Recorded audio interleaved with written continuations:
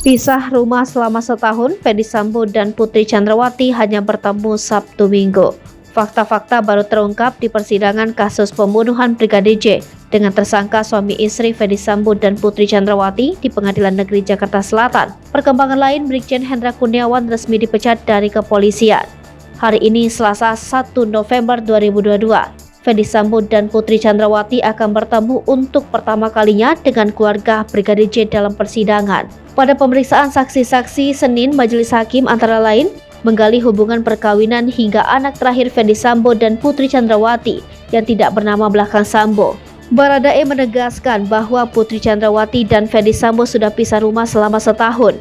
Putri Chandrawati tinggal di rumah di Jalan Saguling, sedangkan Ferdy Sambo tinggal di rumah Jalan Bangka, Jakarta. Baik rumah di Jalan Saguling dan Jalan Bangka merupakan rumah pribadi. Rumah dinas Ferdy terletak di Kompleks Polri Duren 3. Rumah dinas tersebut merupakan TKP pembunuhan Brigadir J. Rumah Saguling dan Duren 3 berjarak sekitar 300 meter, tapi di kompleks yang berbeda. Keduanya hanya bertemu selama akhir pekan, yakni pada hari Sabtu dan Minggu di rumah Saguling. Hal itu disampaikan Baradae dalam persidangan di Pengadilan Negeri Jakarta Selatan pada Senin 31 Oktober.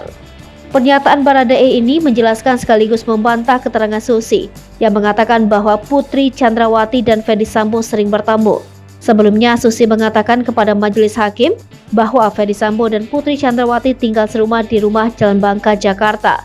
Namun setelah Hari Raya Idul Fitri atau setelah Lebaran 2021, Putri pindah dari rumah Bangka ke rumah Saguling. Adapun kepindahannya ini, kata Susi, diikuti Ferdy Sambo. Ferdy Sambo, kata Susi, sering mengunjungi dan tidur di rumah Saguling. Ia pun mengatakan bahwa ia sering melihat Ferdy Sambo pagi hari berada di rumah.